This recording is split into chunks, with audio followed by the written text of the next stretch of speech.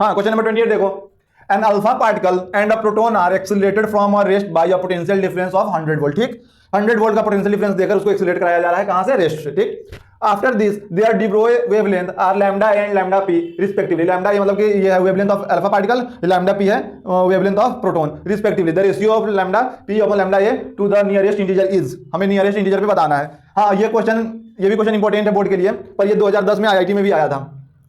देखो अच्छा आसान क्वेश्चन है, आईआईटी के नाम सुनकर भड़क ना जाना कि अरे ले आईआईटी का आ गया।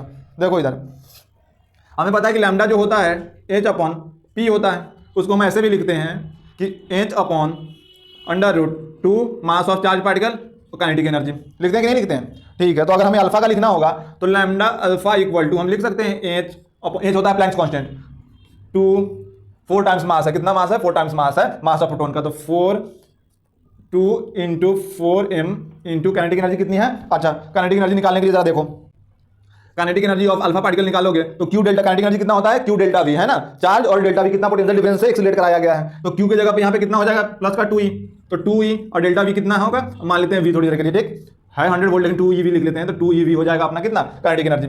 और काइनेटिक एनर्जी ऑफ अगर प्रोटॉन का है तो सीधा ev, तो कितना हो जाएगा? ev। पुट करो यहाँ पे पहले अल्फा के लिए, तो अल्फा के लिए पुट करोगे यहाँ पे काइनेटिक एनर्जी अल्फा, तो हो जाएगा lambda alpha equal to H upon under root 2 into 4 into 2 कितना हो जाएगा? 8, और यहाँ पे है 8 टू जा 16, तो 16 MeV। बोलो सही भाई, यहाँ का 2 था और 4 टू जा 8 था, तो 16 MeV नहीं हो जाएगा? ठीक, तो ये अल्फा के लिए हो गया, पहला इक्वेशन बना दो। सिमिलरली उसके लिए अगर मैं निकालूं प्रोटॉन के लिए, तो यहाँ पे हो जाएगा H upon under root 2 M के, तो उसका मास भी m ही है, तो 2 into M into kinetic energy है eV, तो ये हो जाएगा H upon under root 2 MeV। बोलो सही, ये इक्वेशन 2 हो गया। रेशियो चाहिए proton lambda of proton upon lambda of alpha particle, तो ये दोनों नोट कर लो। देखो हाँ, समझ में आया ना? चलो देखो इधर इरेज कर दे रहे हैं, ये बताया था कि चार्ज कितना होता है, ये इरेज कर रहे हैं। ठीक,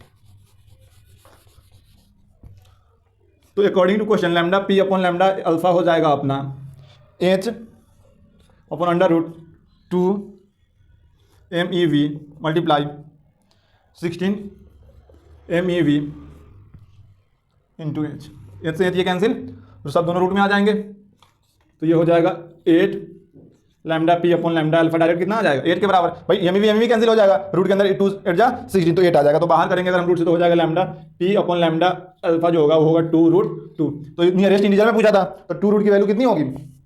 मल्टीप्लाई करो 2 इंटू 1.41 से, तो करीब करीब आ जाएगा ये 3 के बराबर। कितना के बराबर? 3। तो इसलिए हम यहाँ पे लिखेंगे, सो इनका रेशियो हो जाएगा lambda P upon lambda alpha जो होगा वो उनका रेशियो 3 का होगा।